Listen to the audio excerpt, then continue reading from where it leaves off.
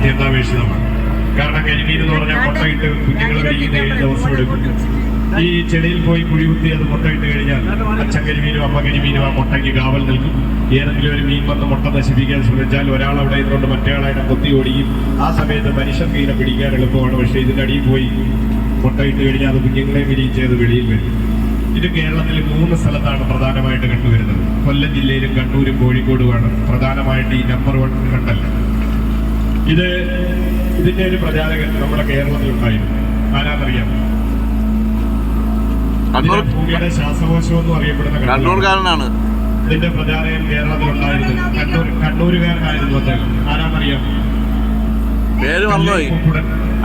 ഇപ്പൊ കഴിഞ്ഞ PSC പരീക്ഷയിലെ ഒരു ചോദ്യമായിരുന്നു. അദ്ദേഹത്തിന്റെ സമയവും സമ്പാദ്യമെല്ലാം ഇതിനു വേണ്ടി വിനിയോഗിച്ചു. അന്ന് അദ്ദേഹത്തെ ആൾക്കാർ മാനസിക വിഭ്രാന്തിയാണെന്ന് പറഞ്ഞ് അദ്ദേഹത്തെ കളിയാക്കി. പക്ഷേ ഇന്ന് ലോകം അത് തിരിച്ചറിഞ്ഞു. WHO വേൾഡ് ഹെൽത്ത് ഓർഗനൈസേഷൻ എല്ലാ രാജ്യങ്ങൾക്കും ഒരു ഡയറക്ഷൻ കൊടുത്തിട്ടുണ്ട്. ഈ കണ്ടൽ ചെടി നട്ടു വളർത്താൻ പറ്റുന്ന ഒരു നട്ടു വളർത്തണം. അങ്ങനെയാണ് UAE ഗവൺമെന്റ് കോടിക്കണക്കിന് രൂപ ചെലവാക്കി ഒരു വലിയ കണ്ടൽ കാടുകൾ തന്നെ അവരവിടെ തീർത്തു. അവിടെ ബോട്ടിങ്ങൊക്കെ ഉണ്ട്. അതുകൂടാതെ കഴിഞ്ഞ G20 ഉച്ചകോടി ഇന്ത്യയിൽ വെച്ച് നടന്നപ്പോൾ അമേരിക്കൻ പ്രസിഡന്റ് ജോ ബൈഡനും ഇന്ത്യൻ പ്രധാനമന്ത്രിയും കൂടി ഇതിന്റെ തൈ നട്ടാണ് ആ ഉച്ചകോടി ഉദ്ഘാടനം നടത്തിയത്. അത് ലോകത്തിന് നൽകുന്ന ഒരു മെസ്സേജ് ഉണ്ട്. ഇനിയുള്ള തലമുറയ്ക്ക് ശുദ്ധവായു ലഭിക്കണമെങ്കിൽ ഇങ്ങനെയുള്ള കണ്ടൽ ചെടികൾ നട്ടു വളർത്തേണ്ടതിന്റെ ആവശ്യകതയെക്കുറിച്ച് ജനങ്ങളെ ബോധവൽക്കരിക്കാൻ വേണ്ടിയാണ്. ഇത് കരിമീന്റെ പൂർവ്വകൃഷിയാണ് ഈ കാണുന്നത്. കൂട്ടിലിട്ട് കരിമീൻ വളർത്തുന്നതാണ്. ഗവൺമെന്റ് അതിന്റെ കുഞ്ഞുങ്ങളെയൊക്കെ കൊടുക്കും. സബ്സിഡി ഉണ്ട് അതിനകത്ത്.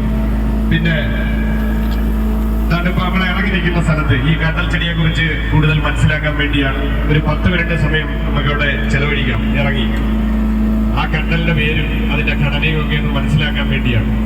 അവിടെ ഇറങ്ങുന്ന ഒരു തണുപ്പ് ഫീൽ ചെയ്യും. ആ തണുപ്പ് മാർച്ച്, ഏപ്രിൽ, മെയ് മാസത്തിലെ ഉച്ചയ്ക്ക് 12 മണിക്കും ഇതേ തണുപ്പ് തന്നെ ആയിരിക്കും. ഇതിനകത്ത് ഇപ്പോഴത്തെ തണുപ്പ് തന്നെ ആയിരിക്കും അങ്ങനെ. അത് ഏറ്റവും കൂടുതൽ ഓക്സിജൻ അതിനകത്ത് കിട്ടുന്നതുകൊണ്ടാണ്. അവിടെ കരിക്ക്, കോഫി, ചായ, തട്ടുകടയൊക്കെ ഇറങ്ങുന്നിടത്ത്. ഇതിപ്പോ എന്താണ് മഴ പെയ്ത വെള്ളം വന്നോണ്ടോ അല്ലെങ്കിൽ നമുക്ക് അതിന്റെ അടിത്തട്ട് അവിടെ കാണാനും നല്ല മണലാണ്. അതുകൊണ്ട് ജാക്കറ്റൊക്കെ ഊരി വെച്ച് ചെരുപ്പ് ഊരിയിട്ട് ഇറങ്ങാം. നല്ല പഞ്ചസാര പോലുള്ള മണലാണ് ഇവിടെ.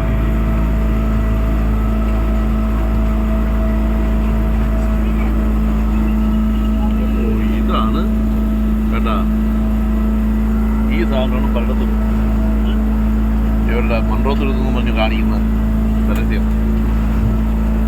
ആർച്ച് കണക്ക്